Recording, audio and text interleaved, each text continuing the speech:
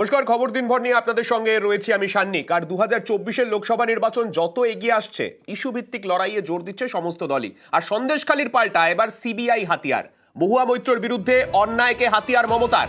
দেশ জুড়ে কেন্দ্রীয় এজেন্সির তৎপরতায় সোচ্চার বিরোধীরা। কেজরিওয়ালের গ্রেফতারিতে অক্সিজেন টিম ইন্ডিয়ার। আমাদের সঙ্গে রয়েছেন আমাদের প্রতিনিধি সোমরাজ। মহুয়া মৈত্রর বিরুদ্ধে সিবিআই এর যে তৎপরতা, সেই তৎপরতাকে কিভাবে হাতিয়ার করতে চলেছে তৃণমূল কংগ্রেস? হ্যাঁ দেখো, মহুয়া মৈত্রের বিরুদ্ধে যেভাবে সিবিআই তৎপরতা শুরু করেছে, সম্প্রতি আমরা দেখেছি তার বাড়ি ও অফিসে সিবিআই হানা দিয়েছে এবং সিবিআই যে লাগাতার তৎপরতা সাসপেন্ডেড সাংসদ মহুয়া মৈত্রের বিরুদ্ধে, এবং সম্প্রতি কৃষ্ণনগর থেকে তৃণমূল কংগ্রেসের প্রার্থীও হয়েছে তিনি, এবং সেই তাকে সামনে রেখেই এবার লোকসভা নির্বাচনের প্রচার শুরু করছেন মমতা বন্দ্যোপাধ্যায়। আগামী 31শে মার্চ সূত্র মারফত জানা যাচ্ছে নদিয়া ধুবুলিয়ায় সভা করবেন মমতা বন্দ্যোপাধ্যায়। মূলত এই রাজনৈতিক সভা কৃষ্ণনগর লোকসভা কেন্দ্রের অধীনেই করে নদিয়া ধুবুলিয়া, এবং সেই রাজনৈতিক সভা করবেন মমতা বন্দ্যোপাধ্যায়। ওই দিন দুপুরে সভা করার কথা রয়েছে মমতা বন্দ্যোপাধ্যায়। নিঃসন্দেহে মহুয়া মৈত্রের বিরুদ্ধে যেখানে লাগাতার সিবিআই তৎপরতা শুরু হয়েছে, সেই জায়গার দিক থেকেই কৃষ্ণনগর দিয়েই এবার প্রচার শুরু করতে চান মমতা বন্দ্যোপাধ্যায়। সাধারণত দেখা যায় যেখান থেকে ভোট শুরু হয় সেখান থেকেই মমতা বন্দ্যোপাধ্যায় তার নির্বাচনী প্রচার শুরু করেন। সাধারণত এটা দেখা যায়। আমরা জানি যে আগামী 19শে এপ্রিল উত্তরবঙ্গে প্রথম দফার ভোট রয়েছে কোচবিহার, জলপাইগুড়ি, আলিপুরদুয়ারে। কিন্তু মহুয়া মৈত্রর সাংসদ পদ খারিজ হওয়ার পর একাধিক বিরোধী মুখ্যমন্ত্রীর গ্রেফতারির ছবি আমরা দেখতে পেয়েছি। সোচ্চারও এই নিয়ে বিরোধীরা হয়েছে। এই মুহূর্তে জাতীয় রাজনীতির পরিস্থিতিতে প্রচার শুরুর জন্য এই যে মহুয়ার কৃষ্ণনগরকেই মমতা বন্দ্যোপাধ্যায় তৃণমূল সুপ্রিমো বেছে নিচ্ছেন, তাতে এই জোট, ইন্ডিয়া জোট, কোথাও গিয়ে কি একটা আলাদাভাবে অক্সিজেন পাবে বলে মনে করা হচ্ছে রাজনৈতিক মহলের তরফে? দেখো, একদমই। তার কারণ সম্প্রতি দিল্লির মুখ্যমন্ত্রী অরবিন্দ কেজরিওয়ালের গ্রেফতারির পর আমরা দেখেছি বিরোধী রাজনৈতিক দলগুলি একের পর এক সরব হয়েছেন।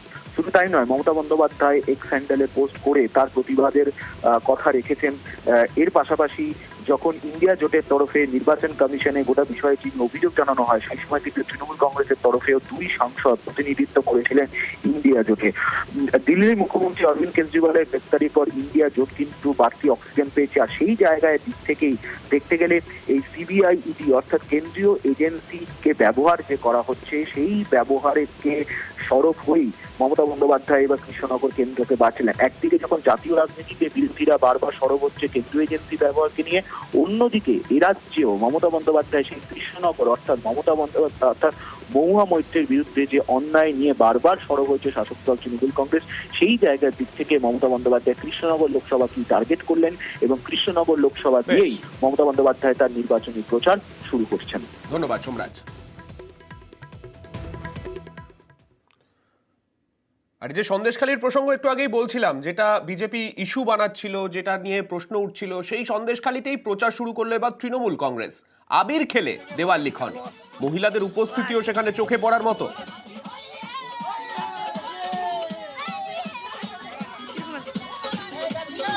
আমাদের সঙ্গে রয়েছেন আমাদের প্রতিনিধি অনুপম। দুটো বিষয় পাশাপাশি, দুটো ছবি। একদিকে তৃণমূলের দেওয়াল লিখন, সেখানে মহিলাদের উচ্ছ্বাস চোখে পড়ছে।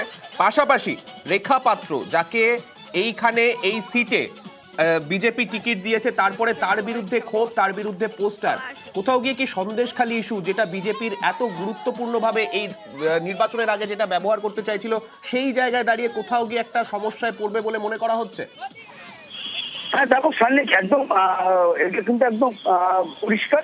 তার কারণ হচ্ছে গত পরশুদিন যখনই রেখা পাত্রের নাম ঘোষণা করলো বিজেপি পক্ষ থেকে, তারপরেই কিন্তু আমরা দেখেছি যে গতকাল কিন্তু সন্দেশখালী জুড়ে কিন্তু দফায় দফায় কিন্তু বিক্ষোভ আন্দোলন কিন্তু তৈরি হয়েছে, এবং মূলত কিন্তু মহিলারাই কিন্তু বিক্ষোভ করেছে, এবং তারা কিন্তু একদম পরিষ্কারভাবে কিন্তু ক্যামেরার সামনে বলেছিল যে তারা রেখা পাত্রকে তারা বিজেপি প্রার্থী হিসেবে চায় না। এরকম ভাবে কিন্তু দেয়ালেও কিন্তু পোস্টার কিন্তু রেখা পাত্রের বিরুদ্ধে পড়েছে। এবং ঠিক তার উল্টো দিকে আজকে কিন্তু সকাল থেকে যেটা দেখা যাচ্ছে যে এই যে সন্দেশখালীতে বিরোধী রাজনৈতিক দলরা যারা প্রস্তুত হয়েছিল যে তৃণমূলের মাটি হারিয়েছে, তৃণমূল এখানে কোনো রকম জায়গা করতে পারবে না, তৃণমূলের ভোট ব্যাংক নষ্ট হয়ে গেছে, সেই সন্দেশখালীতেই কিন্তু দেখা গেল যে মহিলারা রীতিমতো গানের তালে তালে নাচ করতে করতে আবির উড়িয়ে একদম মিষ্টিমুখ করে একদম দেয়াল লিখছে কিন্তু হাজী নুরুল ইসলামের নামে। এই ক্ষেত্রে কিন্তু বলা যাচ্ছে একরকম কিন্তু একটা পরিষ্কার যে সন্দেশখালীতে কিন্তু বিজেপি বিজেপি বেশ। যে রাজনীতি জায়গায় নিয়ে গিয়েছিল মহিলাদের যে বিক্ষোভকে তাকে নিয়ে, সেটা কিন্তু এবং অনেকটা সেইটাকে নিয়েই কিন্তু একটা রাজনৈতিক ভাবে চাপানুতরের মধ্যেও এই ছবি আলাদাভাবে একটা রাজনৈতিক তাৎপর্য অবশ্যই সামনে আনছে, সেটাই বোঝা যাচ্ছে। ধন্যবাদ তোমায় অনুপম।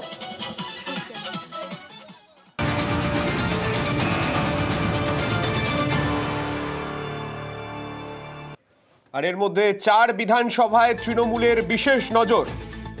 4 বিধানসভার বিধায়ক দুর্নীতিতে জেলবন্দি, সেই 4 বিধানসভার দিকে আলাদাভাবে নজর রাখা হচ্ছে তৃণমূলের তরফে। আমাদের সঙ্গে রয়েছেন আমাদের প্রতিনিধি আবির। আবিরের থেকে জানতে চাইবো, আবির, প্রথমত এই 4 বিধানসভা কোনগুলি এবং এগুলোর ক্ষেত্রে কি বিশেষ ব্যবস্থা নেওয়া হবে তৃণমূলের তরফে এখানে লিড ধরে রাখতে? দেখো, বেহালা পশ্চিম, অন্যদিকে হচ্ছে হাবড়া, হচ্ছে পলাশীপাড়া এবং হচ্ছে বড়মা, 4টি হচ্ছে বিধানসভা যেখানে দেখতে পাওয়া গিয়েছে যারা বিধায়করা যারা রয়েছেন তারা এখনো পর্যন্ত জেলবন্দির অবস্থাতে রয়েছেন। 2019 এবং 2021 যদি দেখতে পাওয়া যায়, তার মধ্যে হচ্ছে বারাসাত, সেখানে হচ্ছে তৃণমূল কংগ্রেসের লিড 2019 ছিল না। 2021 যদিও সে লিড সেখান থেকে জ্যোতিপ্রিয় মল্লিককে কাছ থেকে তিনি পেয়েছিলেন এই হাবড়া আসনটির ক্ষেত্রে। অন্যদিকে হচ্ছে কলকাতা দক্ষিণ লোকসভার মধ্যে থাকা হচ্ছে বেহালা পশ্চিম বিধানসভা কেন্দ্র, যেখানে 2019 এবং 2021 দুটোতেই তৃণমূলের ফল অত্যন্ত ভালো।